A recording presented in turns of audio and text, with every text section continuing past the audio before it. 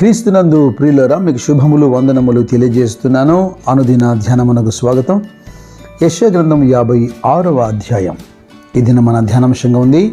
7వ వాక్యం చూడండి. నా ప్రార్థనా మందిరంలో వారిని ఆనందింపచేసేదను, నా బలిపీఠం మీద వారు అర్పించు దహన బలులను నాకు అంగీకారములగును. నా మందిరము సమస్త జనులకు ప్రార్థనా మందిరము అనబడును. మత్తయి సువార్త 21:13లోను, మార్కు సువార్త 11:17లో కూడా యేసుక్రీస్తు ప్రభు దేవాలయాన్ని శుద్ధీకరించినప్పుడు ఈ మందిరము ప్రార్థనా మందిరం, మీరు దాన్ని దొంగల గుహగా చేశారు, ఇది సమస్త అన్య జనానికి ప్రార్థనా మందిరం అని చెప్పాడు. ఈ రోజుల్లో అనేకులు క్రైస్తవుల ప్రార్థనా మందిరం అంటూ, లేదా క్రైస్తవుల దేవుడు అంటూ, ఈ దేవుడు మన దేశానికి సంబంధించిన వాడు కాదు అంటూ మిడిమిడి జ్ఞానంతో మాట్లాడుతున్నారు. మీరు గమనించండి, రాజులు పరిపాలించినట్లు, మంత్రులు పరిపాలించినట్లు రాష్ట్రాన్ని ఓ దేవుడు పరిపాలిస్తాడా? జిల్లాను ఓ దేవుడు ఏల్తాడా? God is unique and universal. లేఖనం అంటుంది దేవుడు ఒక్కడే, మధ్యవర్తి కూడా ఒక్కడే. దేవునికి మనుషులకు మధ్యలో అనుసంధానం చేయటానికి దిగి వచ్చిన మధ్యవర్తి క్రీస్తు యేసు అను నరుడు. ఎఫెసీ సంఘంతో పౌలు మాట్లాడుతున్నప్పుడు, దేవుడు సృష్టి యావత్తును కలుగజేసి దాన్ని నిర్మాణకుడుగా, పరిపాలకుడుగా ఆయన ఉండగా, మనిషి ఏం చేశాడు? సృష్టిలో తన కంటికి కనబడుతున్నటువంటి ప్రతి పురుగు, ప్రతి జంతువు, ప్రతి పక్షి, ప్రతి వృక్షము ఆ రూపంలోకి దేవుని మార్చాడు కదా. మొదట రక్షణ ఇజ్రాయేలు యొద్దకే వెళ్ళింది. అయితే ఆ రక్షణను దేవుడు అక్కడ ఆపలేదు. యెషయా గ్రంథం 49వ అధ్యాయంలో మనం చూసాం వాగ్దానం 6వ వచనంలో క్రీస్తుకు సంబంధించిన మాట. నీవు నా సేవకుడవై ఇజ్రాయెల్లో తప్పిపోయిన వారిని ఉద్ధరించినట్లుగా కేవలం నీ కుటుంబాన్ని రక్షించడం స్వల్పమైన విషయం, భూదిగంతముల వరకు రక్షణార్థముగా నీవు నా సాధనంగా ఉన్నావన్నమాట. ఈ యెషయా గ్రంథం 56వ అధ్యాయంలో 3-4 వచనాల్లో ఓ 3 మాటలు మనకు కనపడతాయి.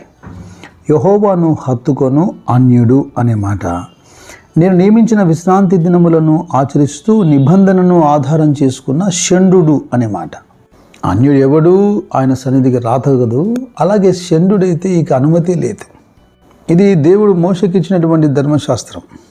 కొత్త నిబంధనలో వీటన్నిటినీ ప్రభు రద్దుపరిచాడు, వాటన్నిటినీ ఆయన తీసివేశాడు. అపోస్తుల కార్యములు 8వ అధ్యాయంలో 27వ వచనంలో మనం ఏం చూస్తాం? ఐథియోపియాల రాణి అయిన కందాకి క్రింద మంత్రి అయి ఆమె యొక్క ధనాగారం అంతటి మీదనున్న అథియోపియుడైన నపుంసకుడు ఆరాధించుటకు యెరూషలేముకు వచ్చి ఉన్నాడు.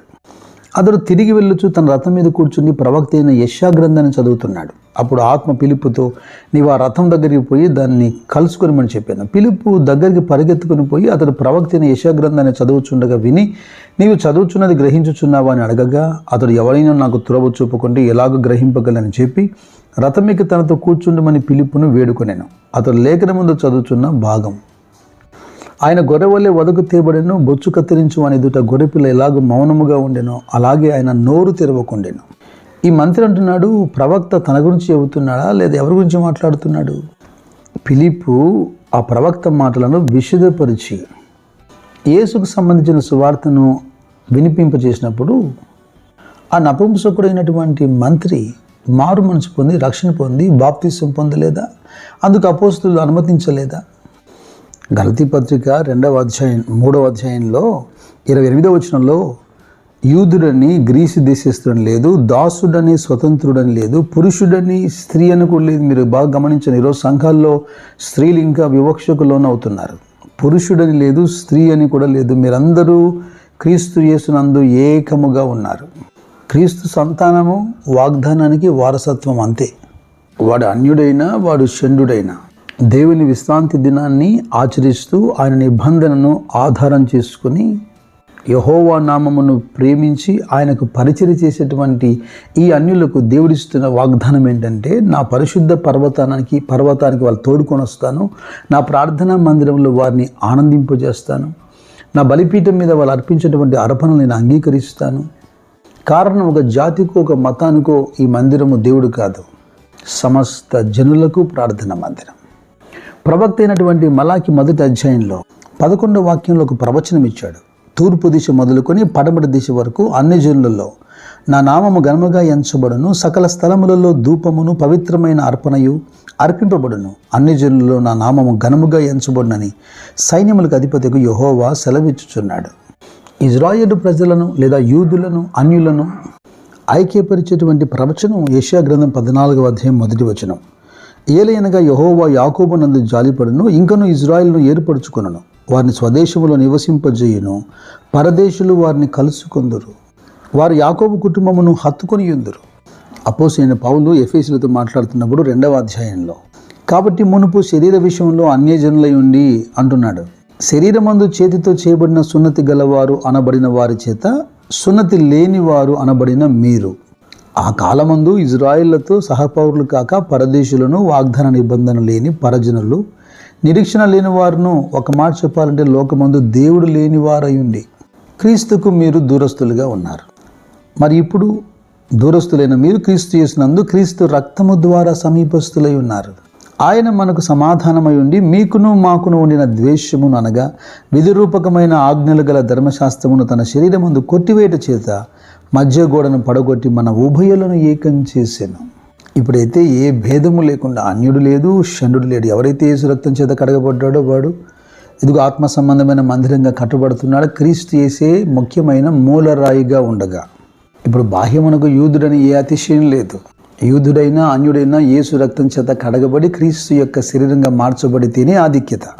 అందుకే పౌలు అంటున్నాడు ఈ 2వ అధ్యాయము ఎఫెసీ 19వ వచనంలో, కాబట్టి మీరిక మీదట పరజనులు పరదేశులై ఉండక పరిశుద్ధులతో ఏకపట్టణస్థులను దేవుని ఇంటి వారై ఉన్నారు. దేవునికి స్తోత్రం. ఇదిగో మేము అన్యులము లేదా మేము షండులము, యెహోవా మమ్మల్ని వెలివేశాడు అనుకునే ప్రజలకు ఆయన ఇస్తున్న వాగ్దానం చూడండి. నా ఇంటను నా ప్రాకారంలో ఒక భాగం వారికి ఇచ్చేదను, కొడుకులు కూతుళ్ళు అని అనిపించుకొనుట కంటే శ్రేష్టమైన పేరు వారికి పెట్టేదను, కొట్టివేయబడ నిత్యమైన పేరు వారికి పెట్టుచున్నాను. వివక్ష లేని దేవుని యొక్క ప్రేమ. జాతిని, కులాన్ని, మతాన్ని ఏర్పరచుకొని, దేవుళ్ళను, దేవతలను ఏర్పరచుకొని మీరు మాకు సంబంధించిన వారు కాదు అనే ఈ లోకంలో మనుషులందరినీ ప్రేమించి వారికి ఆహ్వానం ఇస్తున్నటువంటి ఏకైక ప్రేమ. ఇప్పుడు అన్యుడైనను షండుడైనను ధన్యుడిగా మార్చబడుతున్నాడు. ఇదిగో ఆయన రక్షణ సిద్ధముగా ఉన్నది, ఆయన నీతి సిద్ధముగా ఉన్నది. కనుక న్యాయ విధిని అనుసరించుడి, నీతిని అనుసరించి నడుచుకొనడి. కృప మీకు తోడైనను గాక. God bless you. God bless you.